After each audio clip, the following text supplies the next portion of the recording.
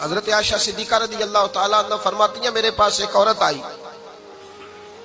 تو میں نے اس کے ساتھ 2 بیٹیاں تھی اس کی، میرے پاس 3 کھجوریں تھی، میں نے اس بی بی کو دے دی، 2 بیٹیاں تھی۔ اس عورت نے کیا کیا، میں دیکھ رہی تھی، ماں تھی نا اور بیٹیوں کی ماں تھی، اس نے پہلے ایک ایک کھجور دونوں بیٹیوں کے منہ میں ڈالی اور پھر جو کھجور اس کے پاس بچ گئی میرا خیال تھا یہ کھائے گی، لیکن اس ماں نے اس کھجور کے 2 ٹکڑے کیے اور وہ بھی اپنی بیٹیوں کے منہ میں ڈالے۔ حضرت عائشہ صدیقہ فرماتی ہیں اس کا عمل اتنا حسین تھا، اس بی بی کے اس عمل کے اندر اتنا حسن تھا کہ میری آنکھوں میں بھی وہ بات رہ گئی، دل میں بھی رہ گئی، روح میں بھی سما گئی، اس کے حسن اور تاثیر کو میں بھلا نہ سکی۔ شام تک وہ کیفیات، وہ انداز، وہ اس عورت کا طرز، اس کا وہ انداز میری طبیعت کے اندر بار بار مجھے اس کی طرف متوجہ کرتا رہا۔ شام کو محبوب تشریف لائے، نبی کریم صلی اللہ علیہ وسلم شام کو جب تشریف لائے تو حبیب پاک علیہ السلام کو میں نے بتلایا، میں نے کہا حضور بی بی آئی تھی، اس کا چہرہ بتا رہا تھا کہ بھوکی ہے، لگ رہا تھا کئی دنوں سے کھانا نہیں کھایا، 3 کھجوریں تھی ہی میرے پاس 3، 2 بیٹیوں کو دے دی، وہ کھا سکتی تھی، لیکن یا رسول اللہ صلی اللہ علیہ وسلم اس نے کھائی نہیں، وہ بھی کھجور 2 ٹکڑے کر کے بیٹیوں میں بانٹ دی ہے۔ حضرت عائشہ کہتی ہے دیر تک حضور میری بات کو سنتے رہے،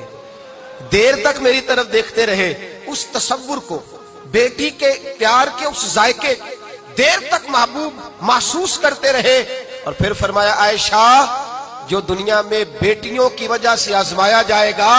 جب قیامت کا دن آئے گا تو رب اس سے حساب نہیں لے گا، بے حساب ہی جنت میں داخل فرما دے گا۔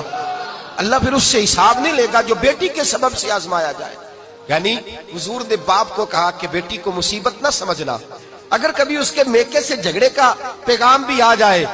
اگر کبھی دوبارہ تجھے اس کی طرف پلٹ کر جانا بھی پڑے، میرے نبی پاک صلی اللہ علیہ وسلم سے کسی صحابی نے کہا تھا یا رسول اللہ بہترین صدقہ کون سا ہے؟ حضور بہترین صدقہ کون سا ہے؟ وہ میرا مال جو اللہ کے راستے میں خیرات کروں تو رب مجھے زیادہ اجر عطا کرے، وہ کون سا ہے؟ تو میرے نبی پاک نے فرمایا اگر تیری بیٹی واپس لوٹ آئی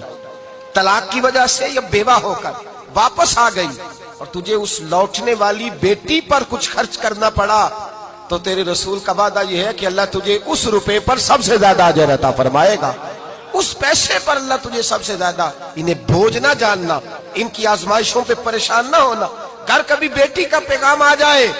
کہ اس کو پھر سے یہ تکلیف ہوئی ہے، باپ سمجھنے لگا تھا کہ میں تو فارغ ہو گیا، نکاح کر کے میں فارغ ہو گیا، پھر اگر کبھی اسے پیغام آئے تو میرے مصطفیٰ کریم نے فرمایا وہ پریشان نہ ہو، وہ دکھی نہ ہو، بلکہ جو بیٹی کی وجہ سے آزمایا جائے گا اس سے تو حساب ہی نہیں لیا جائے گا، اللہ بغیر حساب ہی جنت عطا فرما دے گا۔